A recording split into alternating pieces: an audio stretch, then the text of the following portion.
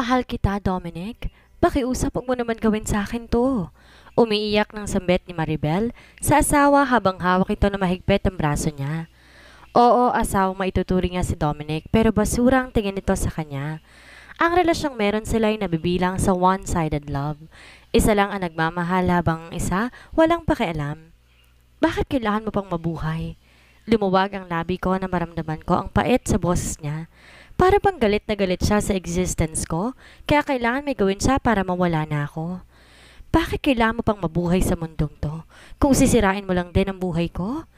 Si Maribel Laksamana, isang inosente at martir na asawa na palaging sinasaktan ng kanyang asawa at ipinaparamdam sa kanya na ayaw nito sa kanya. Walang kaide-ideyang lalaking to na ang babaeng sinasaktan at halos patay niya araw-araw ay lihim na nagdurusa sa cancer sa puso. Dumating ang panahong nagkaroon ng malaking problema ang buhay ni Maribel. Muntik na siyang mamatay dahil may nagtangkang magbanta sa buhay niya. Paano kung di na makayanan ni Maribel ang mga hamon at pagsubok sa kanyang buhay? Paano kung hahayaan na lang niyang kunin siya ng sarili niyang kamatayan? Pagsisisihan kaya ni Dominic ang lahat ng ginawa niya kay Maribel? Paano kung mamatay si Maribel? Iiyak ba siya? Dominic, please, let me go. Nagmamakaawa ako pakiusap. Pagsusumamo ko, nabitinawan ako nito. Pero masyado siyang malakas at di malang naririnig sa dramatic plea ko. Ramdam ko ang galit niya at nanghihina ako. Nanginginig ang mga tuhod ko. Sobrang higpit ng pagkakahawak niya sa pulso ko na hindi ko na napigilan pang sarili ko kundi ang mapaluha. Nagpatuloy lang siyang kaladkarin ako patungo sa madilim na kulungan kung saan niya ako madalas dalhin at ikulong tuwing hindi niya nagugustuhan ang mga ginagawa ko. Dominic, masakit. Please. Kumirot ang puso ko. Naramdaman ko na lang umiiyak at nagmamakaawang palayain niya ako. Pero napaka-imposibleng makinig siya sa akin. Galit na galit siya at hindi ko alam kung anong ginawa ko this time. Pwede bang manahimik ka? Wala ka talagang ideya na sinira mong lahat, di ba? Sinira mong buhay ko, Maribel Laksamana. Sinira mong lahat. At ngayon umaasa kang mapapatawad kita? Heck no! Pahihirapan kita sa lahat ng ginawa mo. Hanggat nakatira ka sa ilalim ng aking bubong at nasa aking mga kamay ka, magdurusa ka. Naiintindihan mo ba yon? Ipaparamdam ko sa iyo kung paano magkaroon ng impyernong buhay. Tulad ng pinaramdam mo sa akin simula nung dumating ka sa buhay ko. Bulalas niya mula sa itaas ng mga baga nito. Hindi ko napigilang maibagsak ang luhang namumuo sa aking mga mata nang sambitin niya ang mga linyang iyon. Hindi makapaniwalang akong sinisisi niya sa hindi ko naman kasalanan.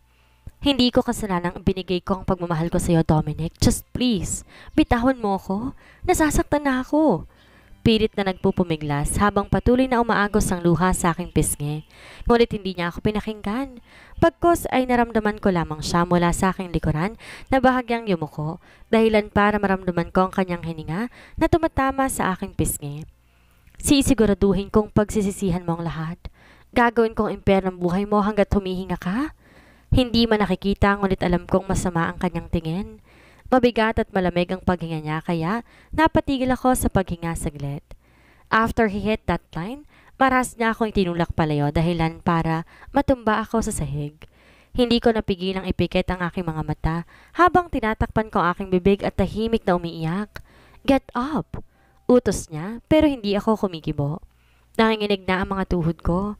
Hindi ko na rin maramdaman pa ang katawan ko dahil sa sakit. Halos wala na akong makita at nanlalabo na ang paningin ko. Paano pa ako makakabangon sa sitwasyon ko ngayon? I said get up! Bulalas niya. Wala akong choice kundi subukan ang gusto niya pero napahiga na lang ako ulit sa sahig. Masakit. Sobrang sakit. Gusto ko nilang humiga habang nanlalamig at wala nang buhay ang katawan ko sa sahig. That could be better than this, I guess. Wala akong mararamdamang sakit kung hahayaan kong sumuko ng katawan ko. Nanginginig. Nangihina. Ano pa ba ang dapat kong maramdaman? Ito ba talaga ang nararapat sa akin? Hindi ko na talaga kaya. Pwede bang sumuko na lang? Wala na rin namang saysay ang mabuhay pa eh. Hindi ko na kaya. I muffled myself, letting my tears fall even if I cannot even feel it escaping from my eyes. Pagod na ako para makaramdam ng kahit na ano. Naramdaman ko na lamang ang mabibigat niyang yabag na papalapit sa akin at umupo sa harapan ko. Bakit kailangan ikaw pa? Nang marinig ko ang pagbigkas niya ng mga katagang iyon, tumingala ako sa kanya at umaasa akong hindi ko na gagawin iyon. Sana hindi ko na lang siya tiningnan para lang hindi makita ang dark aura niya. Ramdam ko ang galit niya at nakita ko ang lamig sa mga mata niya. Nadurog ang puso ko. Hindi ko kayang labanan ng mga tingin niya. Kaya naman agad kong ibinaba ang ulo ko at umiwas ng tingin sa kanya. Bakit kailangan pa? Kailangan ko pang mabuhay. Lumuwag ang labi ko na maramdaman ko ang pait sa boses niya. Para bang galit na galit siya sa existence ko, kaya kailangan may gawin siya para mawala na ako. Bakit kailangan mo pang umiral dito sa mundong to kung sisirain mo lang ang buhay ko? Bigla akong natigilan. Nanginginig ang bibig ko kasabay sa paglaki ng mata ko nang maramdaman kong may malamig na bagay na tumutok sa noo ko. Parang nanginig ang buong sistema ko na mapagtanto ko kung anong hawak niya at nakaturo sa akin. Isang baril? Hindi. Dominic, hindi. Please, huwag mong gagawin to. Huwag naman ganito. Parang naging bato ang katawan ko. Hindi ako makagalaw. Bumibigat ang paghinga ko. Pataas baba ang dibdib ko dahil sa kaba. Paulit-ulit nadudurog ang puso ko. Hindi ko na siya makilala.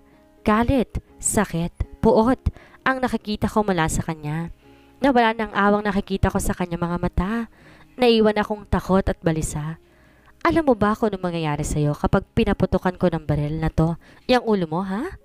Ginisihan niya ako, habang puro ng galit ang mga mata niya. I'm sorry. Parang awang mo na, tama na. Just please put it down. Dom, hindi nakakatuwa. Tinatakot mo ako, tigilan mo nga tong ginagawa mo sa akin. Nakikiusap ako sa'yo, please. Hindi na napigilan ng hindi mapigil na luha na namumuo sa mukha ko. Di na ako makahinga ng maayos. Nanlalabo na naman ang mata ko. Sumasakit at nadudurog ako. Makita ang lalaking mahal ko, hindi na natakot. Nasaktan ako. Pero para naging bato na ang puso niya na hindi niya ako kayang pakinggan. Shut up! Sawa na ako sa kalokohan mo, kaya manahimik ka. Sa sandaling hinila ko ang gatilo na to sa'yo, malamang patay ka na. Pero dahil gusto ko kung paano ka magmakaawa para sa buhay mo. Binaba niya ang barel at may sarkasikong ngisi ang nakaplaster sa kanyang mga labi. I will let you live, he added. That made me break down. May chance ka pa para magpaalam sa mga mahal mo sa buhay kahit wala naman silang pakialam sa'yo. Go for it. Hindi naman kita pipigilan. At least magpaalam ka sa kanila bago ka umalis sa mundong to. Hindi ba nakakawalang galang na iiwan sila ng walang paalam? He chuckled. Saglit akong natigilan at sabihin niya yon habang nakatutok sa kanya ang foggy vision ko habang pinupoint niya ang parents ko na galit sa akin. Napangiti ako na mapait. What's not to believe about that? It's the truth naman. Kinasusuklaman niya ako. Kinasusuklaman ako ng mga magulang ko. Galit ako sa sarili ko. Lahat galit sa akin. Ano pa nga bang aasahan ko? Walang gustong tumanggap sa akin sa buhay nila. It's my destiny to be hated by everyone. Hindi na bago sa akin yun. Palagi na lang ganito. Same old shit. Totoo naman, hindi ba? Kaya nga, pinilit tayong ipakasal sa isa't isa. Lahat ng to'y dahil napakabigat mo sa kanila. Unluckily, hindi ko alam na pabigat ka. That's why I'm here. Naghihirap dahil sa'yo. Dumapo sa akin na matalim niyang mga mata. Di ko napigilang ihilig ang ulo ko at huminga ng malalim. Wala na akong luhang mapupunas at pagod na ang mata at katawan ko.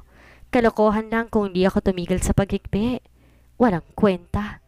Kasabay ng pagtulak niya sa akin papasok sa loob ng madilim at masikip na kwarto ay ang pagkawala ng aking malay dahil sa pagkauntog ng aking ulo mula sa pader. I'm sorry. I'm sorry if I'm not worth having for. Flashback. Itinon kong aking atensyon sa kisame ng aming sariling bahay habang prenteng nakahiga ng sariling kama. Kakagising ko lang, pero ramdam ko na ang lamig ng paligid ko. Sobrang nakakadismaya at nagpaparamdam sa akin na sobrang sakit. Bakit ba ako napunta sa ganitong sitwasyon? Kasalanan ko ba talaga kung minsan ako'y naging makasarili sa buong buhay ko?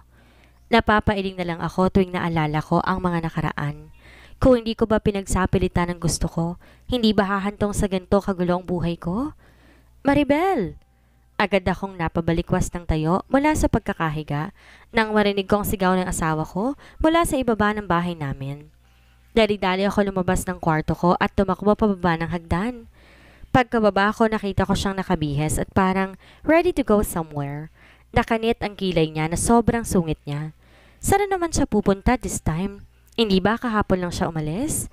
Madalas na siyang umaalis at hindi ko alam kung saan siya pupunta. But still, I have the right to know. 'Di ba? Ako pa rin ang asawa niya. May karapatan akong malaman ang lahat ng balak niyang gawin. Aalis ka na naman? Saan ka pupunta this time? I dared to ask him. Though halata sa boses kong kinakabahan para kausapin siya, but still, I managed to hide it from him. Hindi ko alam pero sa tuwing kailangan ko siyang harapin at makausap, di nawawala yung takot na bumabalot sa buong sistema ko. Lagi na lang ganito. Palaging nanghihina ang tuhod ko tuwing pinupukulan niya ako ng masasama niyang tingin. Pero wala akong magagawa sa nararamdaman ko dahil sa kagustuhan ko rin siyang makita at makasama kahit pa nga hindi ganon ang nararamdaman niya. Irintay ko siya magsalita pero wala ako nakuhang reply mula sa kanya.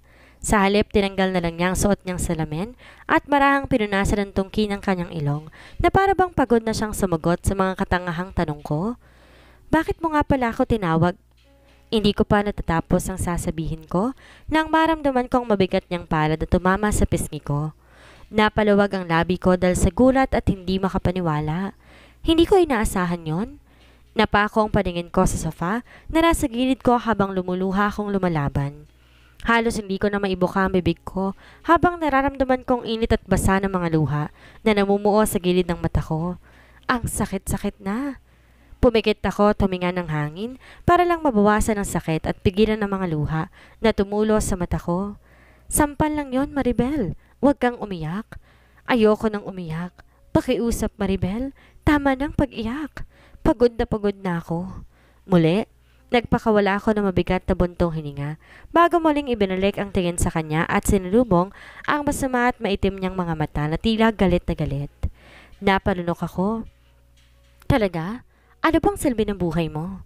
Umiwas ako ng tingin na marinig ko ang pagbigkas niya ng mga katagang iyon na nagpatibok sa puso ko. Hindi ka man lang nag-abalang linisin ang kalat na to? Tinuro niya yung mga basurang nagkalat. Pero siya ang may gawa nito. Anong plano mo sa buhay, ha? Bukod sa pagtulog mo sa kwarto mo. For Pete's sake, hapon na. Wala ka pang nilutong pagkain, Maribel? Hihiga ka na lang ba dyan at magsasaya? Bulalas niya na ikinayuko ko. Paano ko magagawa ang mga bagay na dapat kong gawin kung patuloy mo akong ikukulong sa abandonadong kwarto at palalabasin mo lamang ako kung gusto mo? Gusto ko sanang sabihin pero hindi ko magawa. Because he has a point. Dapat man lang gumising ako ng maaga para ipagluto ko siya dahil gano'n naman talaga ang ginagawa ng mga asawa. I'm sorry. Get lost. Asik nito, kasabay ng pagtulak sa akin dahilan para sumalampak ako sa sahig. Pero hindi ko na ininda pa ang sakit at mabilis nang tumayo para sundan ang paglabas niya ng bahay. Dominic! Napahinto ako sa pagtakbo at sunod-sunod na palunok ng kunot-no ako nitong harapin. Huwag ka munang umalis. Hintayin mo ako. Magluluto lang ako saglit. Sinubukan ko siyang pigilan sa pag-alis, pero agad din akong napatigil na may binigkas siya na nagpatibok ng puso ko. Hindi na kailangan. Sayang lang ang paghihintay sa'yo. He mumbled. Ramdam ko ang panginig ng katawan ko. Teka, pwede mo bang sabihin sa akin kung saan ka pupunta? Anong oras ka babalik para makapaghandaman lang ako ng pagkain para sa'yo bago ka umuwi?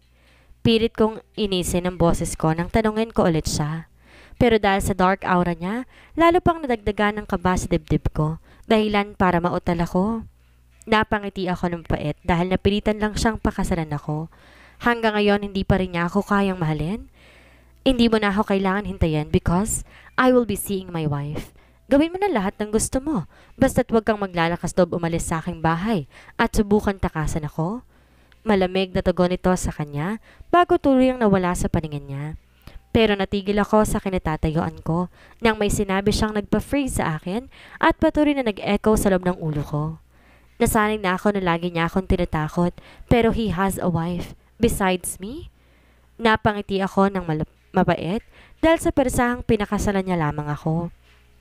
Hindi niya pa rin ako kayang mahalin hanggang ngayon. Ni minsan di niya pinaramdam sa akin na asawa niya ako. Ano pa nga bang dapat kong asahan? 2 years ago. Pwede bang umalis ka na sa harapan ko? Umalingaw sa apat na sulok ng bahay namin ang napakalakas ng boses kaya napapikit ako na mariin. Isang buwan na nakakalipas simula nang ikasal kami at lumipat sa isang bahay. Naging maayos naman kami nung una, pero simula nung lunod niya ang sarili sa alak, nagbago ang pakikitungo niya sa akin. Pero pilit kong iniintindi at tinatanggap ko na lamang lahat ng masasakit na salita na ibinabato niya sa akin. Knowing na lasing lamang siya. Dom, lasing ka na. Akin na yung baso, please. Ihahatid na rin kita sa kwarto mo. Sinubukan kong abutin ang basong hawak niya na may hawak pang alak. Diba sabi ko umalis ka na? Can't you get that? Ganun ba kahirap intindihin? Sabi ko umalis ka. Lasing ka, Dominic. Ano ba? Makinig ka sa akin kahit isang beses? Hindi lang ikaw nahihirapan dito. Pakiusap ko. Kanina ko pa siya pinipigilan pero ayaw niya talagang makinig. Ay di umalis ka? Sandali akong natigilan sa sinabi niya. Ano bang sinasabi mo? Sinubukan kong di basagin ang boses ko. Ngumisi siya habang iniiwas ang tingin niya sa akin. Nagsisimula ng lumabong paningin ko pero nanatili pa rin tong nakapin sa kanya. Bakit kailangan mo pang dumating sa buhay ko? Parang kinurot ang puso ko nang lumingon sa akin ang matalim niyang mata. Are you that dumb para hindi mo mapansin? Pinasok niya ang kanyang dila sa loob ng kanyang bibig. Nagtataka pa rin ako kung bakit ka pumayag sa buwisit na arranged marriage na to. Though halata naman sa'yo na hindi kita gusto at gusto kong magpakasal sa iba. Napaawang ang labi ko. Ganyan ka na ba kadesperado? Nadurog ang puso ko sa tanong na iyon. Naramdaman ko na mamasa ang gilid ng mata ko sa sakit na nararamdaman ko. Desperate? Ganun ba ang tingin niya sa akin? Well, congrats. You completely ruined my life. Ano bang sinasabi mo? You're drunk. Nanginginig at labi ko at pilit kong iniiba ang usapan. At ngayon umaarte ka na parang ikaw inosente dito, ha? Alam mo bang sinira mong buhay ko? Hindi mo alam kung gaano ko nasira ngayon. Dahil na walang nag-iisang taong minahal ko dahil dyan sa kasalukuhang kasalan na to. Natigilan ang mga mata ko nang maramdaman kong tumulong luha ko. Alam kong ako lang may gusto pero hindi niya kailangan iparamdam sa akin na kasalanan ko. Hindi ko kasalanan. Mahinang sabi ko. Baga ako napatalon sa narinig kong tawa niya. Pagkatayo niya mula sa pagkakaupo sa sofa. Talaga? Sarkastikong tanong niya. Nagmamakaawa ako sa iyo, Maribel. Nagmakaawa ako sa iyo hindi lang 2 beses, ngunit napakaraming beses. Nakiusap akong tulungan mo kung wag ituloy ang kasal na to. Dahil alam mo nung panahong magpo-propose na ako sa taong mahal ko, pero anong ginawa mo? Ikaw ang nagpumilit sa magulang mong ituloy ang kasal. Kahit halata namang may plano na ako at ayokong dumikit sa'yo. Napaka-selfish mo, alam mo ba yon? Alam mo ba kung gaano ka kasama? Sinira mong buhay ko? Mas lalo pang nadurog ang puso ko sa huling sinabi niya. At alam ko, totoo yon. Naging selfish ako noong mga panahong yon. Kasi gusto kitang makasama, kahit alam kong may mahal kang iba. Pero ganun ba kalalang umasa na may chance pang mahalin mo ko? Alam kong mali ako, pero yun lamang ang naging paraan ko kaya kahit alam kong ayaw mo, pinilit ko pa rin dahil sa sarili kong kagustuhan. Kahit alam kong makakasira lang sa'yo ang desisyong gagawin ko, patawarin mo ko. Ang dami kong gustong sabihin pero yun lang lumalabas sa bibig ko. Hindi magbabago ng kwento ng sorry mo. Pinakasalan mo pa rin ako dahilan para mawala ang taong mahal ko. Naramdaman ko ang mga yabag niya papalapit sa akin. Pero nanatili ako nakayoko at napako ang mga mata ko sa sahig. Kasalanan mo yan kaya huwag kang umasa na mamahalin kita pabalik. Dahil kahit anong gawin mo, ikaw pa rin ang dahilan kung bakit nawala ang lahat. Iniwan niya akong tulala. End of flashback. Dominic's POV. Na makita ko ang aking babae na tumatakbo papunta sa akin. Isang tunay na ngiti ang sumilay sa aking mukha. Nandito siya. Honey! Sigaw niya habang nakayakap sa akin na mahigpit na para bang matagal niya na akong hindi nakikita. Nandito ka pala. Niyakap ko siya pabalik at pinaramdam sa kanya ang init ng yakap ko. Miss mo na ako? Hindi mo alam kung gaano kita ka-miss, hon? Kanina lang kita iniisip, akala ko hindi ka na magpapakita. Mahina akong tawa. Tara na nga, 1 linggo lang ako nawala eh. Biro ko na lalong ikinadismaya niya. I hate you. Kidding. Huwag ka na malungkot. Tingnan mo, may ibibigay ako sa iyo. Kinuha ko yung maliit na box sa bulsa ko at binuksan sa harapan niya. Isang magilaw na ngiti ang gumuhit sa aking mukha. Nang muling sumilay sa kanyang labi ang kanyang munting ngiti. Honey? Halos mapaiyak siya nang kunin ko ang pendant necklace sa malit na kahon at nilagay sa kanya. Nagustuhan mo ba? Tanong ko pero wala akong natanggap na sagot mula sa kanya. Hindi siya nakaimik at di maalis ang tingin niya sa kwintas na inilagay ko sa kanya. Di ko maiwasan na mapangiti. Alam kong nagustuhan niya ang ibinigay ko sa kanya. Han, sobra na to. Niyakap niya ako at nagmamadaling tumingin sa akin. I love it. I love you. Hinawakan ko ang mukha niya at tinalikan siya sa noo. Pero wala ko regalo sa'yo. Okay lang yon. Presensya mo sapat na bilang regalo. Talaga? Yeah. God, I don't deserve you. I love you, she cried. Siyempre, ikaw. Sino nagsabing hindi mo ako deserve? Ako kasasabi ko lang. Bingi ka ba? I chuckled softly before booping her nose as she scrunched it. Pero bakit ang tagal mong umuwi minsan? Di naman tumatagal na 1 linggo para bisitahin mo naman ako ah. May nangyayari ba sa bahay mo? Tanong niya habang nakayakap pa rin sa akin. Natahimik ako saglit, dahilan para kumala siya sa pagkakayakap sa akin. Dominic? Yeah, about that. I'm sorry. Hindi ko lang mahanap ang tamang oras kung kailan ako dapat kumilos. Parang naghinala siya kasi lagi akong umaalis. Who? My maid? Natatawa kong sagot pero agad akong natigilan nang sinaman niya ako ng tingin. Ano? Inosenteng tanong ko. Si Maribel ang tinutukoy mo, hindi ba? Naglapat ang labi ko nang sabihin niya ang pangalan ng babaeng pinakaayaw ko. Saglit akong natahimik bago tuloy ibuka ang bibig at binigkas ang aking sagot. Oo, I guess. Marahan at halos pabulong kong sagot. Han, ginagawa mo pa rin? Tanong niya na nakakunot ang noo. Pero hindi ako umimik at umiwas na lang ng tingin. Dominic. Nang tuluyan niya lang tinawag ang pangalan ko, ibinalik ko ang tingin ko sa kanya. Napabuntong hininga ko na magtamang aming mga tingin. Kitang-kita ko sa mata niya ang paghihirap. Bakit kailangan niyang alalahanin ng babaeng iyon? Kung tutuusin, dapat galit din siya kasi ang babaeng yun ang dahilan kung bakit kami naghiwalay noon. Han, alam mo naman ang dahilan ko, di ba? Alam kong aware siya sa ginagawa ko kay Maribel, kung paano ko siya tinatrato at sinasaktan physically at mentally, at alam kong galit siya kapag ginawa ko yon. She always argued with me na kahit may issue kami ni Maribel, she still reminded me that Maribel is still a woman who needs to be treated right and get valued. Pero hindi ako nakinig sa kanya. Ginawa kong gusto kong gawin.